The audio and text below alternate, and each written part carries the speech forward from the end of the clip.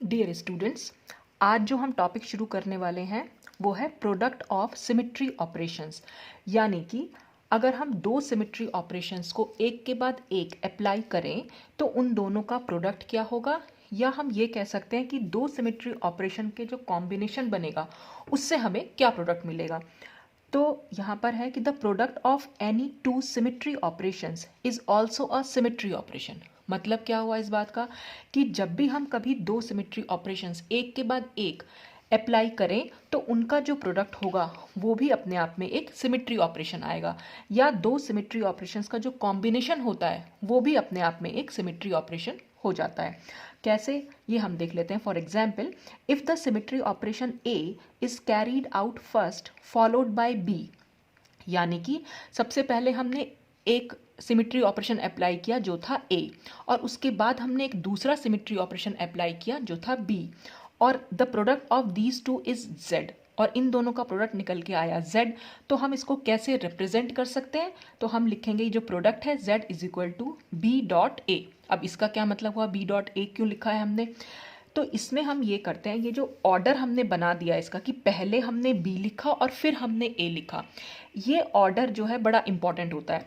देखिए यहाँ पर हम क्या करते हैं, इस केस में जब हम सिमेट्री ऑपरेशंस अप्लाई करते हैं तो जो भी सिमेट्री ऑपरेशन हम पहले अप्लाई करेंगे उसको तो हम हमेशा बाद में लिखेंगे, और जो हम बाद में अप्लाई करते हैं ऑपरेशन उसको हम पहले लिखते हैं। बस ये चीज़ आपको ध्यान रखनी है। और यहाँ पर क्या हुआ कि अगर B और A दो सिमेट्री ऑपरेशन है तो जो इनका प्रोडक्ट Z निकल के आएगा वो भी अपने आप में एक सिमेट्री ऑपरेशन होगा। ये अभी हम एग्जाम्पल के थ्रू भी समझेंगे। तो ये ऑर्डर बहुत ज़्यादा इंपॉर्टेंस रखता है। कैसे कि the product depends on the order in which the symmetry operations are carried out, यानी जो ये प्रोडक्ट है ये इन दोनों के ऑर्डर पर डिपेंड करता है। देखिए इसको हम ऐसे भी लिख सकते थे, बी ए तो लिखा ही है, लेकिन हम ऐसे भी लिख सकते थे, ए और बी भी लिख सकते थे। अब ए और बी का मतलब होता है कि हम पहले बी अप्लाई करें और उसके बाद हम ए अप्लाई करें। तो जो भी चीज़ बाद में लिखी जाती है उसको हम पहले अप्लाई करते हैं, और जो पहले लिखी जाती है उसको हम बाद में अप्लाई करते हैं। तो अगर हम ऐसे करा रहे हैं तो इसमें हम ए पहले अप्लाई कर रहे हैं और फिर हम बी बाद में अप्लाई कर रहे हैं। इसमें हम बी पहले अप्लाई कर रहे हैं और बाद में ए अप्लाई कर रहे हैं। तो यानी इन दोनों में हम क्या कर रहे हैं, सिमेट्री ऑपरेशन के ऑर्डर को चेंज कर दे रहे हैं।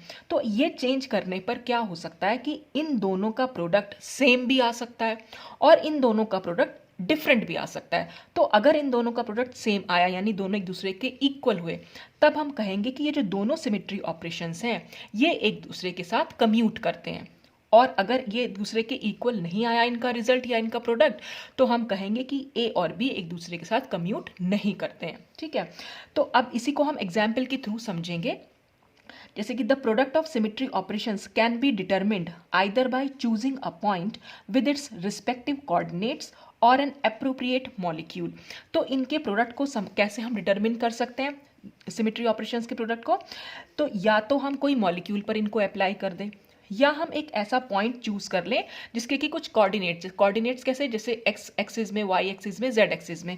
तो सपोज हमने वो कोऑर्डिनेट्स के बेसिस पर अगर हम देखें कि हमने एक पॉइंट चूज कर लिया और उसके कुछ रिस्पेक्टिव कोऑर्डिनेट्स कौन से हो गए, x1 y1 z1। पहले हम इस पॉइंट को चूज करते हैं, मतलब दो तरीके से हम इसके प्रोडक्ट को निकाल सकते हैं। तो पहला मेथड हम इसमें ले रहे हैं कि हमने एक पॉइंट चूज कर लिया जिसके कोऑर्डिनेट्स थे x1 y1 और z1। ठीक है, अब हमने इसमें पहला ऑपरेशन a जो है वो अप्लाई किया। तो जब हम उस पर a अप्लाई करेंगे तो क्या होगा कि जो ये कोऑर्डिनेट्स थे ये ट्रांसफॉर्म हो जाएंगे x2 y2 और z2 में। अभी हम एग्जाम्पल से समझेंगे कैसे हो जाते हैं। अच्छा, फिर हम इस पर दूसरा ऑपरेशन अप्लाई करेंगे b, तो ये x2 y2 z2 जो थे अब ये ट्रांसफॉर्म हो जाएंगे x3 y3 और z3 में। ठीक है, तो हमने ये दोनों ऑपरेशंस अप्लाई किए। अब क्या होगा, अगर हमें x1 y1 z1 को डायरेक्ट देखना हो कि वो x3 y3 z3 में कैसे ट्रांसफॉर्म होते हैं, तो हम एक सिंगल ऑपरेशन के थ्रू भी इन कोऑर्डिनेट्स को इसमें जो है चेंज कर सकते हैं, ट्रांसफॉर्म कर सकते हैं, और वो हमारा जो सिमेट्री ऑपरेशन है वो होगा z। तो यहाँ पर एक सिंगल ऑपरेशन से भी हम इसको इसमें चेंज कर सकते हैं, या हम दो ऑपरेशंस एक के बाद एक अप्लाई करें तब भी हम इसको इसमें चेंज कर सकते हैं। तो यहाँ पर जो सिंगल ऑपरेशन की वैल्यू है वो इन दोनों का प्रोडक्ट कहलाती है, यानी कि जो ये सिंगल ऑपरेशन है वो इन दोनों ऑपरेशन का प्रोडक्ट हो जाएगा। तो हम इसको डिनोट कर सकते हैं कुछ इस तरीके से। यहाँ पर भी इसका क्या मतलब हुआ कि हमने पहले ए को अप्लाई किया कोऑर्डिनेट्स पर और फिर हमने बी को अप्लाई किया। तो आपको बस प्रोडक्ट जब भी आपको निकालना हो तो बस आप ये ध्यान रखिएगा, अगर आपको उसको मॉलिक्यूल पर अप्लाई करना पड़े तो जो भी चीज़ बाद में लिखी होती है हम हमेशा उस ऑपरेशन को पहले अप्लाई करते हैं और जो पहले लिखा होता है उसको हम बाद में अप्लाई करते हैं। तो ये दो ऑपरेशंस अप्लाई करने पर हमें ये फाइनल रिजल्ट मिला, और इस फाइनल रिजल्ट को हम एक सिंगल ऑपरेशन के थ्रू भी ऑब्टेन कर सकते थे, और वो हमारा सिमेट्री ऑपरेशन हो जाता Z, और ये Z इन दोनों का प्रोडक्ट हो जाएगा। ठीक, अब हम इसी का एग्जाम्पल देख लेते हैं। एग्जाम्पल के तौर पे हम ले रहे हैं यहाँ पर कि सपोज हमें क्या करना है कि एक्स एक्सिस है, मान लीजिए, जैसे मैं आपको यहाँ पर शो कर देती हूँ कि ये हमारी एक्सिस है, ये हमारी है एक्स एक्सिस, ये हमारी जेड एक्सिस, और ये हो गई वाई एक्सिस। ठीक है, अब सपोज हम इस एक्स एक्सिस के अराउंड रोटेशन करा रहे हैं 180 डिग्री की, और मैंने आपको बताया था कि जब भी हम कभी 180 डिग्री रोटेशन कराएंगे तो रोटेशन कराएंगे तो हमारा वही एक्सिस ऑफ रोटेशन यहाँ पर हो जाएगा, और वो एक्सिस हमारी क्या कहलाएगी, C2 कहलाएगी। ये तो मैंने आपको बताया जब भी मैंने CN एक्सिस पढ़ाई थी तो आपने देखा होगा प्रॉपर एक्सिस ऑफ रोटेशन में कि हम कितने एंगल पर रोटेशन कराते हैं उसी के बेसिस पर हम ऑर्डर को निकाल सकते हैं। तो यहाँ पर जब 180 डिग्री पर रोटेशन करा रहे हैं, इस एक्स एक्सिस के अराउंड रोटेशन करा रहे हैं, तो यानी इस तरह से रोटेशन होगी ऐसे करके। ठीक है, और वो हो जाएगी हमारी C2 एक्सिस, क्योंकि हम 180 डिग्री पर रोटेशन करा रहे हैं। अब क्या होगा, तो ये एक्स एक्सिस को हमने मान लिया C2, इसके अराउंड 180 डिग्री पर रोटेशन कराने से क्या होगा, देखिए हम इसके अराउंड रोटेशन, अब आप सिर्फ इस एक्सिस पर ध्यान दीजिएगा। तो क्या होगा, ये जो एक्सिस थी हमारी वाई एक्सिस, अगर हम इसकी तरफ ध्यान दें तो ये तो अगर मैंने ऐसे रोटेट करा दिया तो इसका मतलब ये पहुंच गई 90 डिग्री पर। ठीक है, और फिर मैं एक बार और करा दूं तो एक और 90, यानी 90 + 90 180 डिग्री रोटेशन हो गया है। यानी जो हमारी वाई एक्सिस थी वो, जैसे अगर मैं कहूँ कि ये ऊपर की साइड आती हुई प्लस पोजीशन है, यानी प्लस वाई डायरेक्शन है, तो हम नीचे की साइड इसको ले जाएंगे तो ये -y में चेंज हो जाती है। अगर आप इसको समझें ऐसे, ये वाली एक्सिस के अराउंड रोटेशन तो ऐसे ही होगी, तो इसके अराउंड रोटेशन कराने से क्या होगा, जो ये +y थी ये -y में चेंज हो जाएगा। देखिए इस तरीके से भाई 180 डिग्री रोटेशन कैसे होगा, यहाँ ये एक्सिस अगर 180 मतलब इसके अराउंड अगर इसको हम घुमा रहे हैं तो ये पहले तो 90 पर घूमेगी और फिर ये एक और 90 पर घूमेगी, तो ये ठीक नीचे चली जाएगी, अपने से ठीक नीचे। तो ये तो आपको पता ही होगा कि एक साइड अगर हम +y मान रहे हैं तो दूसरी साइड हम उसको -y मानेंगे। अच्छा, ऐसे ही हम इसकी तरफ देखें, अगर ये फिर से हम ओरिजिनल पे आते हैं, तो अगर हम z एक्सिस पर ध्यान दें तो z एक्सिस क्या होगा, पहले 90 घूमेगी तो 90 का मतलब यहाँ पर आ जाएगी, और फिर जब दूसरी बार 90 घुमाएंगे तो वो यहाँ आ जाएगी। यानी पहले हमारी z एक्सिस थी ऐसे और अब 180 डिग्री पर घुमाने पर हो गई ऐसे, यानी ये भी अपनी उल्टी डायरेक्शन में, ऑपोजिट डायरेक्शन में आ गई। तो अगर इधर +z था तो इधर ये -z होगा, और जो हमारी x एक्सिस है वो अपनी ही जगह पे रहेगी। अगर आप ध्यान दें तो ये एक्सिस, क्योंकि इसी के अराउंड हम रोटेशन करा रहे हैं, तो ये तो अपनी ही जगह पे रहेंगी, इस तरह से घूम रहा है।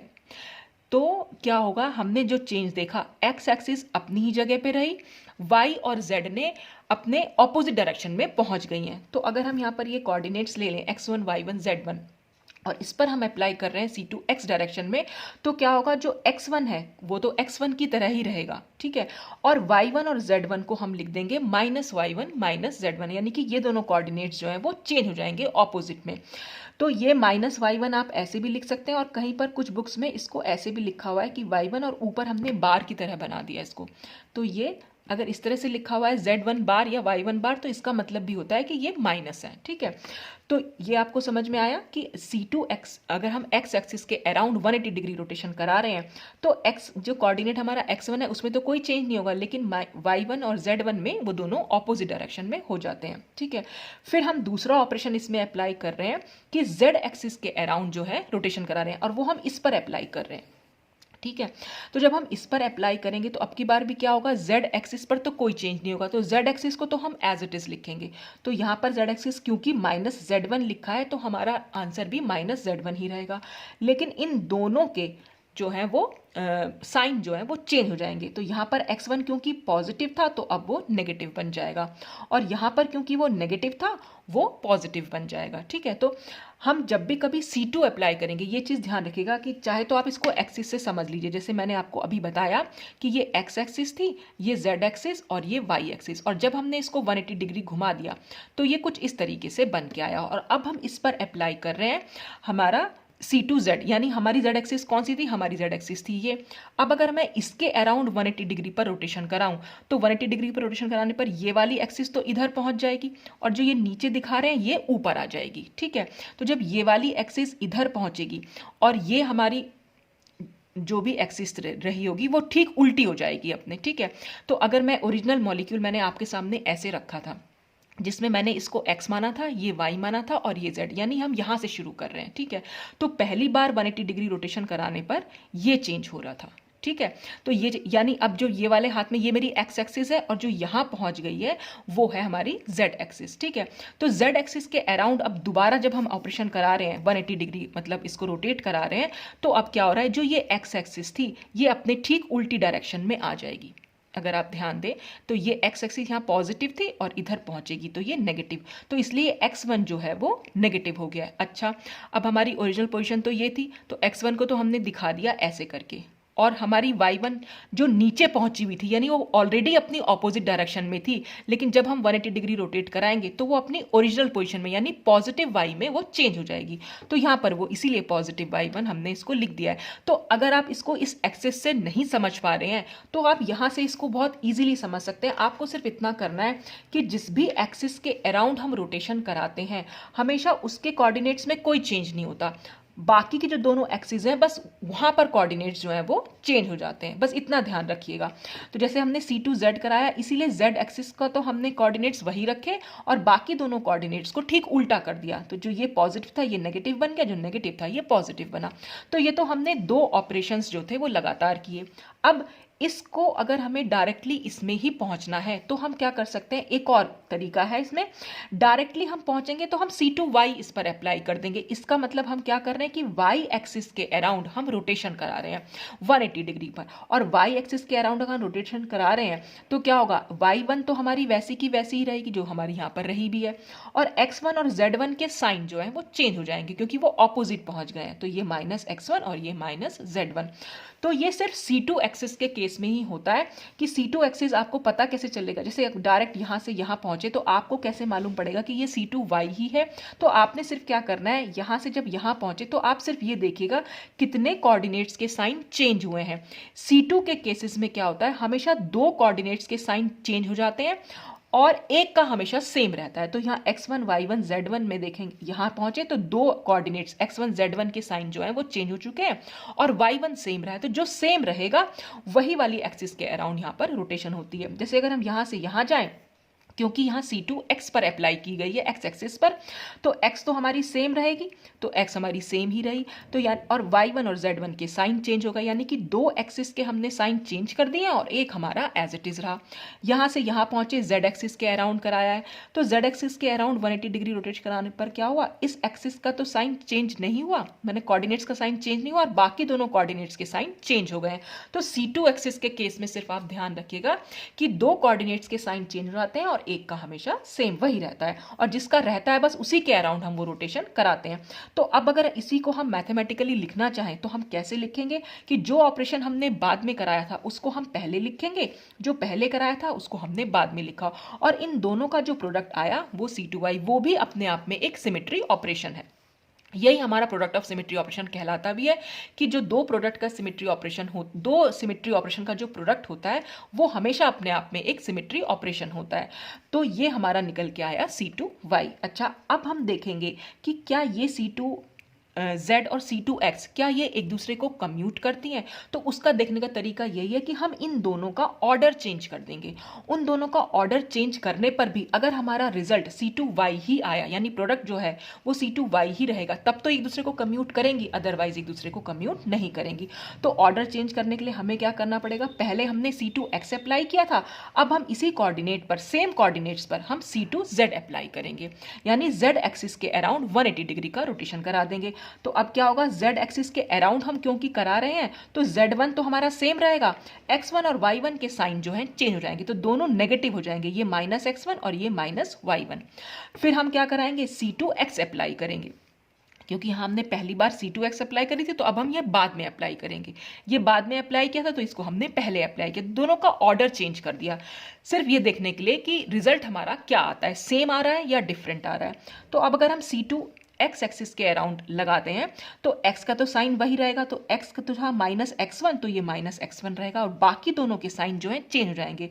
तो ये -y1 है तो इसलिए यहाँ पर ये +y1 हो गया, और ये z1 था इसलिए ये माइनस, यानी इन दोनों के साइन को हमने चेंज कर दिया।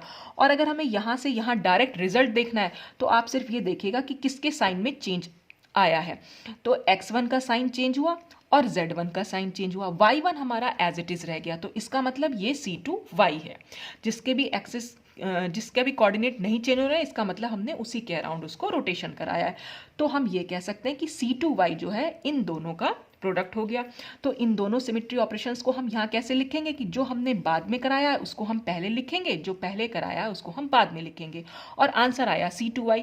तो इन दोनों के ऑर्डर को चेंज करने पर भी आंसर हमारा क्योंकि सेम आ रहा है, तो इसलिए हम कह सकते हैं कि C2z और C2x एक दूसरे के साथ कम्यूट करती हैं। तो इसी को मैंने यहां पर लिख दिया है कि two symmetry operations are said to be commutative. वो दोनों सिमेट्री ऑपरेशंस को हम कम्यूटेटिव कब कहेंगे, when the product of these two symmetry operations remains the same irrespective of the order in which they are carried out, कि उनके order से कोई फर्क नहीं पड़ता, किसी को भी पहले और किसी को भी बाद में करा लो, आंसर हमारा सेम ही आएगा। जैसे कि हम मल्टीप्लिकेशन में करते हैं, सिंपल मल्टीप्लिकेशन में क्या करेंगे, अगर हम 3 × 2 कर रहे हैं तब भी आंसर हमारा 6 ही आएगा, और हम 2 × 3 कर रहे हैं तब भी आंसर हमारा 6 ही आएगा। तो ये बिल्कुल मल्टीप्लिकेशन वाला रूल होता है, इसलिए हम यहाँ पर इसके लिए प्रोडक्ट वर्ड भी यहाँ पर यूज करते हैं। एक्चुअल में ये कॉम्बिनेशन है दो सिमेट्री ऑपरेशंस का, ठीक है। तो ये दोनों का आंसर सेम भी आ सकता है दो सिमेट्री ऑपरेशंस का, और कई बार ऐसा भी होगा कि दोनों सिमेट्री ऑपरेशंस का आंसर डिफरेंट भी आ सकता है। तो अगर सेम आया तो दोनों सिमेट्री ऑपरेशंस कम्यूटेटिव होंगे, अदरवाइज वो कम्यूट नहीं करेंगे। जैसे कि नेक्स्ट एग्जांपल में हम देख लेते हैं, जैसे अगर हम मॉलिक्यूल पर अप्लाई करें सिमेट्री ऑपरेशंस को, दो सिमेट्री ऑपरेशंस को जब हम अप्लाई करेंगे तो जो उनका प्रोडक्ट होगा वो भी अपने आप में एक सिमेट्री ऑपरेशन निकल के आएगा। पहले तो हम यही देखेंगे और उसके बाद हम चेक करेंगे कि वो कम्यूटेटिव है या नहीं है। तो जैसे सपोज BF3 का एग्जाम्पल हमने यहाँ ले लिया। अब BF3 के केस में क्या है कि ये मैंने आपको बताया था कि BF3 में एक C3 एक्सिस होती है, और वो C3 एक्सिस को हम शो कैसे कर सकते हैं, वो C3 एक्सिस होती है इस बोरोन एटम से जाती हुई, मतलब इस तरह से रखा हुआ है, तो ये खड़ी हुई है मतलब इस तरीके से, और इसके अराउंड हम रोटेशन करा रहे हैं, और इसके अराउंड रोटेशन कराने पर क्या होगा, F1 जो है वो F3 की जगह आ जाएगा, F3 जो है वो F2 की जगह चला जाएगा, और F2 जो है वो F1 की जगह चला जाएगा। तो जब हमने इस BF3 पर C3 एक ऑपरेशन हमने अप्लाई किया, तो वो अप्लाई करने पर यही चेंज आया, और क्लॉकवाइज हम घुमा रहे हैं इसको, तो क्लॉकवाइज रोटेशन कराने पर 1 जो है यहाँ पहुंचेगा, इसलिए मैंने यहाँ F1 लिखा, ये 3 यहाँ पहुंचेगा तो ये 3 यहाँ लिखा, और F2 यहाँ पहुंचेगा तो F2 यहाँ लिखा। अब हम इसमें नेक्स्ट ऑपरेशन अप्लाई कर रहे हैं सिग्मा V1। मैंने आपको जब BF3 के बारे में बताया था तब मैंने आपको बताया भी था कि BF3 में 3 सिग्मा V प्रेजेंट होते हैं, और वो 3 सिग्मा V कौन कौन से होते हैं, देखिए एक सिग्मा V तो ये हो गया, B और F एटम से जाते हुए, तो बोरॉन और F एटम तो यहाँ कट हो जाएंगे, और F3 और F1 एक दूसरे को रिफ्लेक्ट करेंगे। रिफ्लेक्ट करने का मतलब F3 F1 की जगह पर दिखाई देगा, और F1 जो है F3 की जगह पर दिखाई देगा। तो पहला तो सिग्मा V ये हो गया, ठीक है, एक ये हो गया, ये BF तो यहाँ पर F2 और F1 एक दूसरे को रिफ्लेक्ट करेंगे, और तीसरा हो गया ये जहाँ पर F2 और F3 एक दूसरे को रिफ्लेक्ट करेंगे, ठीक है। तो अब आप किसी को भी सिग्मा V1 V2 लिख सकते हैं। हम 3 हैं हमारे पास, तो हमने नंबर दे दिया, एक को सिग्मा 1 दिया, इसको सिग्मा V2 दे दिया, और इसको सिग्मा V3 दे दिया। तो जो नंबर आपने यहाँ पर दिया है वही नंबर आगे तक सारे ओरिएंटेशन में रहेगा। तो अगर मैं ये कह रही हूँ कि यहाँ हम सिग्मा V1 अप्लाई करेंगे, तो सिग्मा V1 का मतलब है कि हम ये वाला जो यहाँ मैंने ऐसे कट करता हुआ दिखाया, तो यही वाला ऑपरेशन हम यहाँ पर कि इसी को हम कट करता हुआ दिखाएंगे कि बोरॉन और F3 तो कट करेंगे, और F1 और F2 अपनी जगह को रिप्लेस करेंगे या रिफ्लेक्ट करेंगे। तो ऐसा नहीं है कि सिग्मा V1 में यहाँ पर क्योंकि B और F2 एटम कट हो रहे थे करेंगे तो यहाँ पर भी आप जब सिग्मा V1 लगाएं तो B और F2 को कट कर देंगे, नहीं, ये वाला जो है हमारा सिग्मा वो हमारा एक्चुअल में सिग्मा V3 है। तो जो ओरिजिनल मॉलिक्यूल में सिग्मा रहता है वही आपको आगे तक भी रखना है। तो अब हमने बात की यहाँ पर सिग्मा C3 अप्लाई किया, C3 के बाद मॉलिक्यूल का ओरिएंटेशन कुछ इस तरह से आया। जब हम इस पर सिग्मा V1 अप्लाई करेंगे तो सिग्मा V1 क्योंकि हमारा ऐसा है, ओरिजिनल मॉलिक्यूल में हमने इसको ऐसे ही तो माना था, तो यहाँ पर हमने इसको रखा और अब क्या होगा, B और F3 की पोजीशन में तो कोई चेंज नहीं होगा, तो B तो अपनी जगह है ही और F3 भी अपनी जगह है, लेकिन F1 जो है वो F2 की जगह पहुंचेगा और F2 जो है वो F1 की जगह पहुंचेगा। तो वही हमने यहाँ पर दिखा दिया। तो हमने ये दो ऑपरेशन से अप्लाई किए। अब क्या हुआ, यहाँ से अगर हमें यहाँ पर डायरेक्ट पहुंचना हो तो ये कौन सा ऑपरेशन है, बस हमें यही देखना है।